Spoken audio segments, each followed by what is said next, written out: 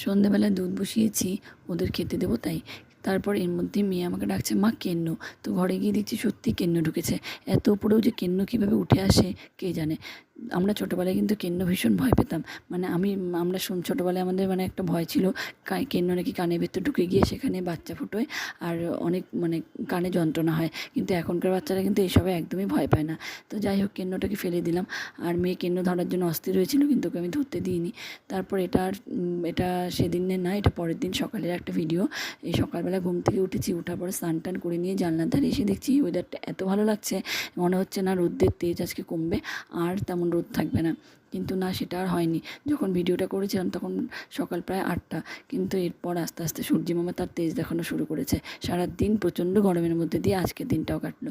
তো সকালবেলা সমস্ত কিছু কাজ যা করার করে নিয়ে কী খাবো, যেহেতু আমাদের নিরামিষ চলছে, তো প্রতিদিন কিছু না কিছু একটা চিন্তা থাকে সকালবেলা কী দেবো ওদের।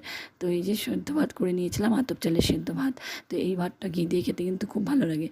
তো বাচ্চারাও ভালোবাসে বলে এটাই করে নিলাম। তো আমিও খেয়ে দিয়ে রান্না বসিয়ে দিয়েছি। রান্নাতেও সেই একই ব্যাপার, নিরামিষের জন্য রান্নার পদও অনেক কিছু করতে হয়। তো কী রান্না করবো, লাউটা ছিল, আগের দিন ঘন্ট করেছিলাম ঠিকই, কিন্তু আর যতটুকু ছিল ভাবলাম আজকে আর ঘন্ট করবো না, অন্য কিছু একটা করবো।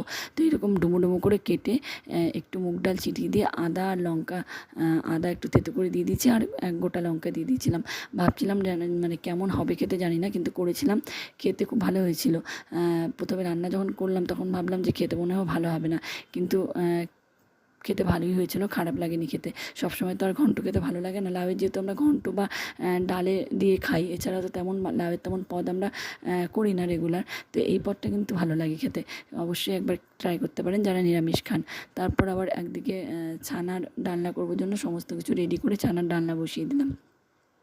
ছানার ডালনা করার জন্য গোটা মশলাই সব কিছু দিয়ে দিয়েছিলাম, আর শুধু একটু আদা থেতো করে দিয়েছিলাম, আর গুঁড়ো জিরা তো থাকেই, গুঁড়ো জিরা দিয়ে একটু নুন মিষ্টি দিয়ে আর নামানোর আগে আগে একটু কসুরি মেথি দিয়ে দিয়েছিলাম। ব্যাস, আমার রান্না কমপ্লিট। আমি নিরামিষ রান্নাতে অত মানে মশলা দেওয়া পছন্দ করি না। নিরামিষ রান্নাতে নর্মাল রান্না করলেই ভালো লাগে কিন্তু খেতে। আর এদিকে আমি গন্ধপাতালি পাতার বড়া করবার জন্য সেটাকে ভালো করে ধুয়ে পরিষ্কার করে কুচো করে নিয়েছিলাম, মিক্সিতে পেস্ট করে নিয়ে তারপরে বড়া করেছিলাম। আর এই গন্ধপাতালি পাতা বড়া কিন্তু খাওয়া খুব ভালো, মানে পেটের জন্য খুবই উপকারী একটা, এই পাতাটা ভীষণ উপকারী। তো এইদিকে এই যে আমার ছানার ডালনার ঝোল অনেকটা শুকিয়ে এসছে। তা এর মধ্যে যদি ছানাগুলো দিই তার জলটা অনেকটা টেনে নেবে, সেই জন্য ঝোল কিছুই থাকবে না, তাই আরও একটু গরম জল দিয়ে তারপর বড়াগুলো দিয়েছিলাম। আর এই যে নামানোর আগে আগে একটু মিষ্টি আর একটু কসুরি মেথি দিয়ে নামিয়ে নিয়েছিলাম। আর এদিকে যে মিক্সিতে পাতাগুলো পেস্ট করার পরে এরকম অবস্থায় এসে পৌঁছেছে। আর এদিকে যা যা লাগবে বড়া করার জন্য সব দিয়ে দিলাম এক এক করে।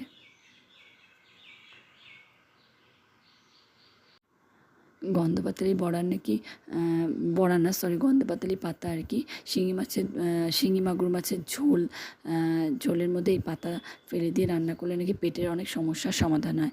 আর এই পাতা কিন্তু কাঁচাও অনেকে খায় রস করে। বড়াগুলো তেলে দেওয়ার সঙ্গে সঙ্গে এরকম কালো হয়ে যায়। তো বড়া কমপ্লিট করে রান্নাবান্না কমপ্লিট করে মেয়েকে আনতে চলে গিয়েছিলাম ও দিদাবাড়িতে। ও দিদাবাড়িতে গিয়ে দেখি এত গুচ্ছের খেলনা নিয়ে বসেছে, কিছুতেই ও বাড়িতে আসবে না। তো ওকে জোর করে নিয়ে সেই বড়াগুলো দেখিয়ে ওর রাগটা ভাঙানোর চেষ্টা করছিলাম। তো আজকে ভিডিওটা এখানেই শেষ করছি, দেখা হচ্ছে অন্য আর একটা ভিডিওতে।